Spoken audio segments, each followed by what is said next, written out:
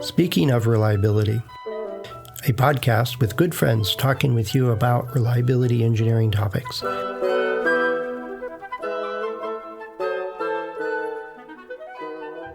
Welcome to Speaking of Reliability. This is Fred Schenkelberg. And this is Chris Jackson. And Fred, we were just going over some of the questions our listeners ask us, and I think you've got a good one for us today. Yeah, no, I hope so. It's at first I was like, is this a prank? But anyway, it's a question. Okay. So I'll just read it. This is from Josh, and he asked, so he said, our group is planning on implementing an ORT, an ongoing reliability test, on a new product line. The plan is to mimic years of life through thermal acceleration. Does it make sense to use the Arrhenius model to calculate time needed to reach those simulated years, or run the units to failure and calculate the MTTF? Hence I thought this was, they didn't really know who I was, I guess. But anyway, so I think they give us an either or, and I don't think either option is all that good. But what do you think? I'm confused. It seems like it's an ongoing reliability testing. Yep. Where they want to accelerate. Yeah. That's not uncommon, but it can be done. It's not. It's not. Let's just call it not mainstream. Are we happy to say that? So it's not mainstream. Yeah. And then the alternative to turning up the temperature to compress test duration using what I would classify as an accelerated live testing strategy is to test until failure to find the MTTF. There's a lot to unpack there. They're different. That's very different structures in a way that I'm not sure. Can't see how they address the same question that needs to be answered. Well, let's back up that they're designing an ongoing reliability test, and right. So at that point, it goes way back to, I think you often say it, Chris, is that, well, what are you trying to learn? What are you doing? Is it you're running the test just because? Well, I doubt it. It's pretty expensive to run this right. kind of a test. And if it's on a whole product, that complicates it further, which is why I think you were saying that using accelerated testing is out of the mainstream for ORT, because you typically with a whole product, you've got hundreds, if not thousands, of different potential failure mechanisms. Well, which one are you interested in? And do you really need to do an ORT to do that? So it's, what are you trying to accomplish? And is it to monitor your production line to see if there's changes or deviations, and that complicates it again. Well, what element are you looking for that might change right. that would be adverse? And I've run into people that will take, their whole product and put it on the shelf and run it under various user conditions. We did this with inkjet printers, we being HP, not me. They had a whole room full of these printers, racks and racks and racks of printers. And every week they would take the oldest ones out and put another batch in. And I think they had like a 5-week rotation on it. And some were running very heavy use, some were running very light use, and some were doing full color, some were doing just black and white, stuff like that. And the purpose was to find the early life defects, the things that would show up shortly after somebody put it into service. Right. Those manufacturing defects you can't easily, sometimes you can't easily predict during design. Right. And it was relatively high volume. So they were looking for indications of something in the supply chain or in the manufacturing process that changed, that would affect the early life of the product. And then the theory is that if they found it before the customer did, then they had a chance to do something yep. about it before production kept going. And the risk is that if they found it right at the 5-week mark, well, now they got a month of product out in the field. It's a different issue than if they found it on day one of setting it up on the test, and then they only have, a couple of days or a week of production to handle.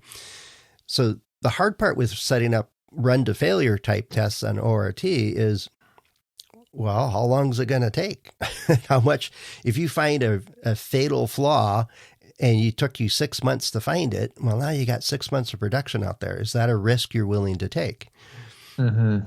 So I always, when designing the ORT, it's a balance of what are you trying to find? How fast do you need to find it so that you actually have a ability to recover from that, to do something about it? Because if we learn that all our products are going to fail 2 years earlier than they should, and you've already finished your production run, well, there's not a whole lot you can do about it now, except set up your warranty reserves. And I think it's just it strikes me as if the person asking this question is somewhat confused, or the organisation that they're from is a little bit confused. Again, if you're even contemplating accelerated live testing, that means you have a pretty good handle on one failure mechanism. It could be dendritic growth, or it could be insulation deterioration, or rubber perishing, or things like that, which are technically based on temperature.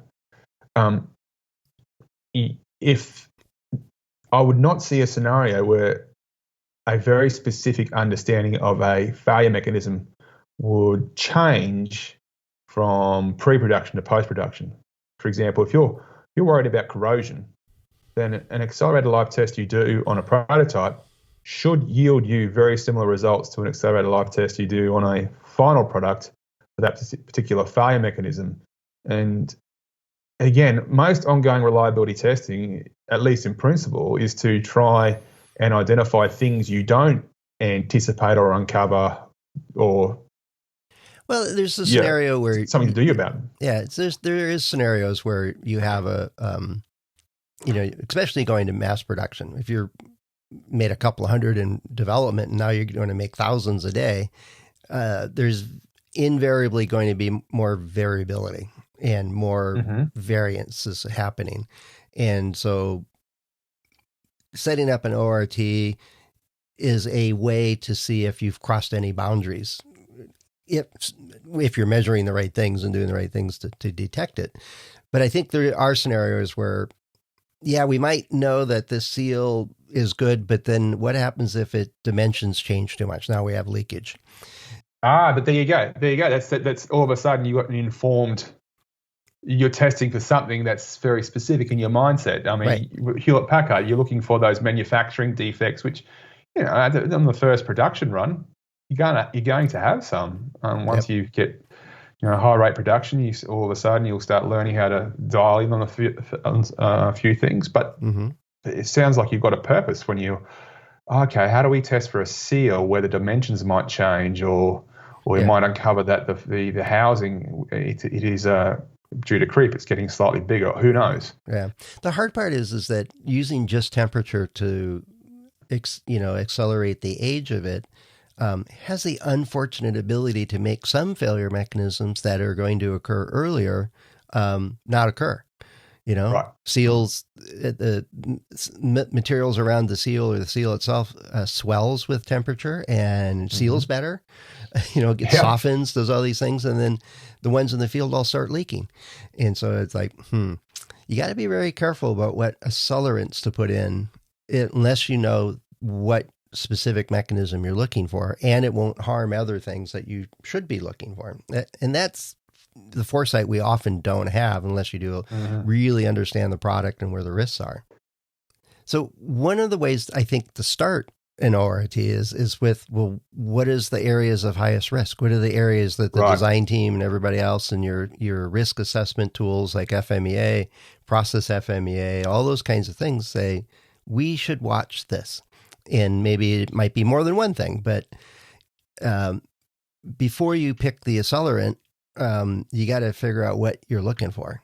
And many, many times ORT is done just in use conditions and a range of expected use conditions.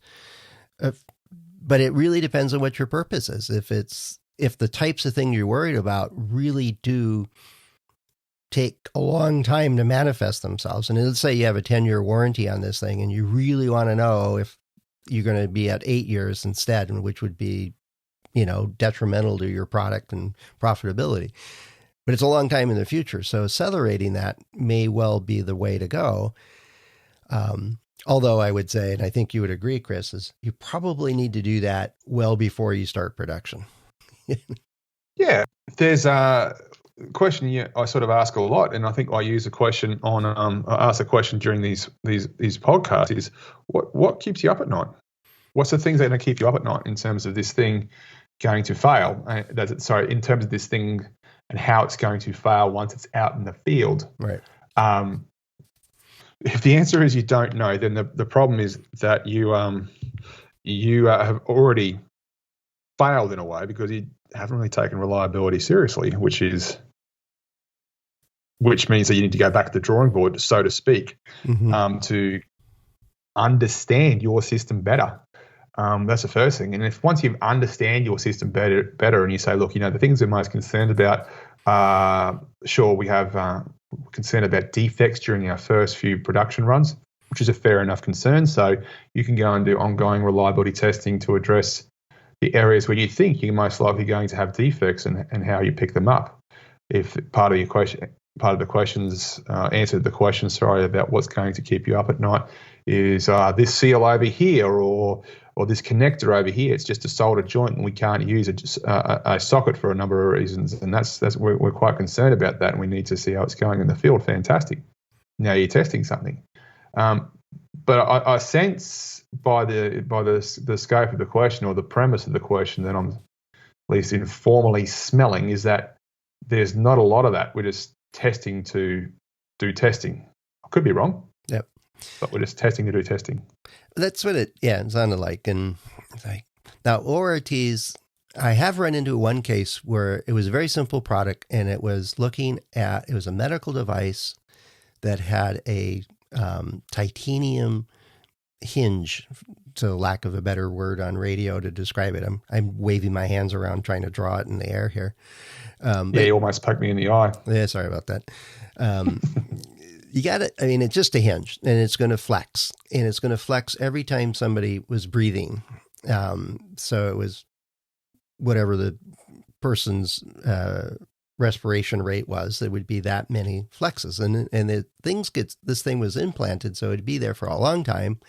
And so they're saying it has to do like 40,000 or some 400,000 cycles or something like that. And they wanted to make sure that the hinge didn't break, because inside the device was something that really shouldn't get outside the device, especially inside a body, if that makes sense. So anyway, they were concerned about this. And as they started production, they didn't really do it as an ORT. They were looking at that as an accelerated test, but they were able to run it to failure very quickly. They essentially just stuck it on the end of it to a drill that was rotating at amazingly high speeds and let it flex way faster than it would in a body. Right. I was a little concerned about heat buildup and stuff, but this thing just moved heat all over the place. It pretty much stayed ambient, even though it was whipping around. And It was an amazing product, and they could get hundreds of thousands of cycles on it in a couple hours. And it was like, and they could run it to failure. And then once it failed, it was pretty obvious it failed. It just fall apart. And so they were able to run to failure to evaluate the, samples from their production line really fast. And that's an accelerated ORT-ish type thing I saw. And it was a destructive test. You don't get that sample back. And it's the same with most ORTs you don't get them back. Oh, you'll get it back. It's just be in pieces. Yeah. And it's not a burn-in. It's not like you're making, and I have the same issue with burn-in. You really need to know what you're looking for so that you do discover it. But the other part of this question is, well, should we just use Arrhenius because we're using temperature? Well, no. What if it's a thermal cycling problem? That's the stress you really need to use. What if it's a diffusion and it's not really a chemical, it's a creep, something like that. It's a material property of this thing that temperature, it's going to accelerate the creep, but Arrhenius is not really a good tool for that, technically. That's where it goes right back to where we started. What are you looking for? What's the mechanism? Right.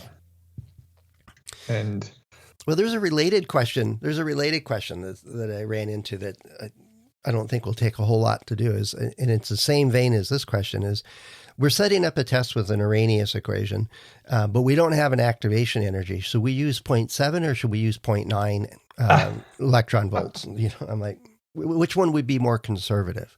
Well, both are wrong, except for a random chance that you pick the right one, and you won't know. But that answer is not helpful. So I suppose the more helpful answer for the when you're trying to use an Arrhenius life model is that you always need to find your own activation energy, and that's really easy to do when you use 3 different temperature levels to conduct accelerated life testing. Yep. Really, don't even have to use any equations. All you need to do is plot the time to failure on an Arrhenius chart, and all of a sudden the line, if it's straight, means temperature's driving it, and off you go. Yep. So anyway, don't assume temperature is the universal accelerant. It's not. 2, if you know it's a temperature that you need to use, don't assume an activation energy, because you could mislead yourself very quickly and get really bogus results. And 3, if you got time in the particular mechanism you're looking for, you can run to failure. But what are you going to do with that? Right. Is it going to fit within the guideline of, do I have to wait 4 months to get results? And then what am I going to do if I have 4 months of units in the field at risk? Am I going to recall them all? If you're not going to recall them all because you found something and repair and replace them all, and you're just going to let customers find the failures and deal with it later, then you don't need to do a test. Right. What's the decision you're trying to inform? Yeah. That's the one you say all the time. What's the decision you're trying to inform? Confidence is a measure of you. It's not a measure of the device. Right. And so when we're doing testing, we're trying to develop confidence in something. But our confidence, represents our. It's not just pride or. No, we're sure that this unit is working. We're sure that we assembled it correctly. We're sure that the design is adequate given the variation we see. Is that what you mean by its measure of us? Yeah. Well, yeah. There's 2 approaches. There's statistical confidence, which is where you do things like test until failure and then try and match moments and identify if you can characterize the time to failure and blah blah blah blah blah. The problem with that is, that has a place. Mm-hmm. We teach plenty of statistics. One of the issues with that, though, is that's often after the fact, after you've made a decision about what your design's going to look like. It's also based on you understanding exactly how the device is going to be used. If you don't, then your test environment will be wrong, and therefore you're testing something else. But that's the statistical confidence we're talking about, where you can use statistics to generate confidence bounds and other sorts of things to for example, assess the likelihood of you meeting your warranty reliability goal, and that has a place. Yeah.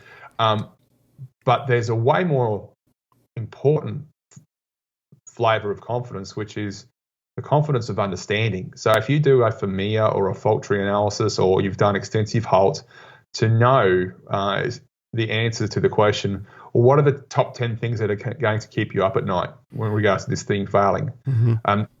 Organizations who do this well will be able to hypothetically say, okay, when this thing fails, it's going to fail here, here, here, and here, and eventually this is going to wear out first, and this is going to follow by this and followed by that.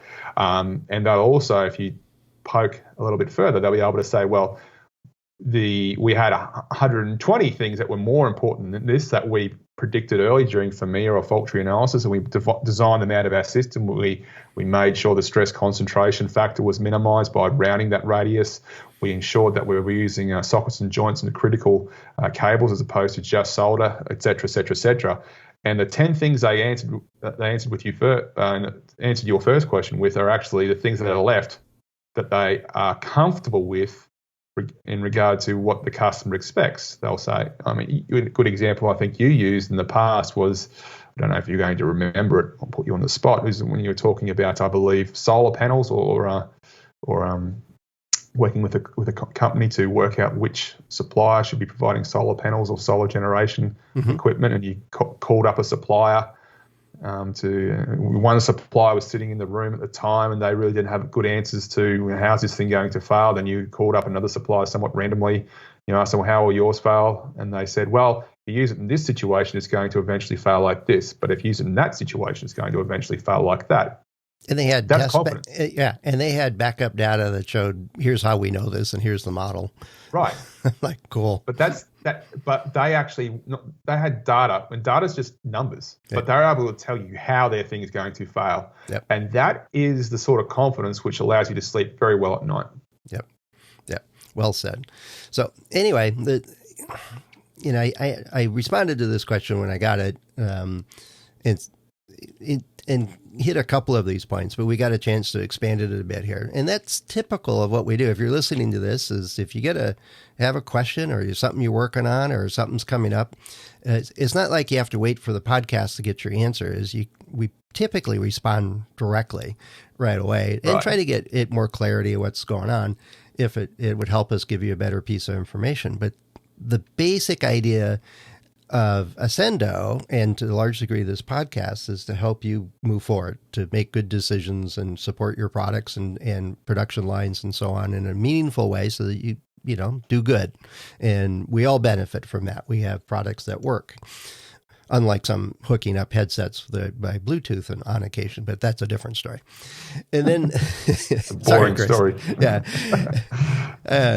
And so if you've got a question, let us know. Head over to ascendoreliability.com/go/SOR. A couple of ways you can get in touch with us. And Chris and I and the other hosts of the show are available through LinkedIn and through our About pages. So plenty of ways for you to what's on your mind, what's keeping you up at night, and you would like a little input on. We're happy to do that. And it very likely will turn into a podcast at some point in time too. So we're always looking for those kinds of questions for really two reasons. So anyway, with that, Chris, I got another question, so I'm anxious to get on the next episode with you, if you still got time. Can't wait. All right. We'll talk to you soon, Chris. Cheers. Always a pleasure, Fred. Thanks for listening to Speaking of Reliability. We invite you to join the conversation. If you have a question or a topic that you think we should discuss in a future show, please let us know. You can find a comment box below the episode show notes, or just leave a note as part of a review on iTunes.